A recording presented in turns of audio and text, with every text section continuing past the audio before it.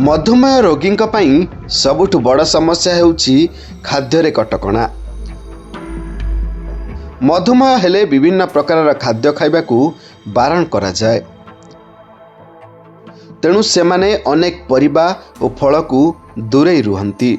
किंतु जानती कि मधुमेह होइतिले पिजुली भी खाई परिबे। एथिरे थिबा पोषक तत्व मधुमेह रोगी स्वास्थ्यकर होइथिबा बेले यह रक्त शर्करा स्तर को वृद्धि करि नै थाए। तेणु मधुमेह रोगी को विभिन्न फल खाइबाकू बारण करा जाउथिले मध्य सेमाने पिजुली खाई परिबे। किंतु अत्यधिक खाइबा स्वास्थ्य पई हानिकारक। तेबे दिनकू केते पिजुली खाइबा ठीक आसंतु जानिबा। पिजुली को पोषक तत्व दृष्टि आपेल ठारू उत्तम भावे विवेचना करा जाए। शीत दिन में पिजुली प्रचुर परिमाण में मिलता है। प्रचुर मिले बोली एका सांगरे एकाधिक खाइबा आदौ उचित नुहे। दिन को गोटे पिजुली खाइबा स्वास्थ्य पई उपकारी। मधुमेह रोगी पिजुलीर उपकारिता विषय में आसंतु जानिबा।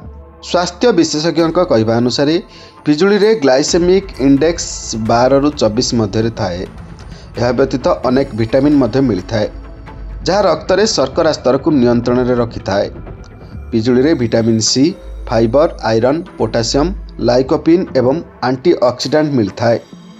यही कारण पिजुली खाइबा द्वारा रक्त रे शर्करा नियंत्रण होता है। यह व्यतीत पिजुली खाइबा द्वारा ओजन कमी जाए एवं शरीर रे इन्सुलिन प्रतिरोधक उन्नत होता है। केतेबेले पिजुली खाइबा उचित एवं आसंतु जानिबा। मधुमेह रोगी माने दिन को गोटे बड़ पिजुली खाई परिबे। अन्य समय अपेक्षा सकाळे पिजुली खाइबा अधिक लाभदायक बोली विवेचना करा जाए।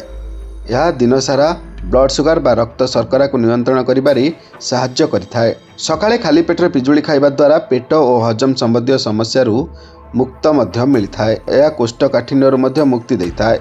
उपरोक्त समस्त विवरणी साधारण सूचना पर आधारित। कौनसी स्वास्थ्यगत समस्यार स्पष्ट सूचना पाई डाक्टर परामर्श ग्रहण करंतु। एथिरे जहाँ भी किसी असुविधा हुए दुर्गा एस टीवी दायी रहिबो नाही। Report Durga S TV.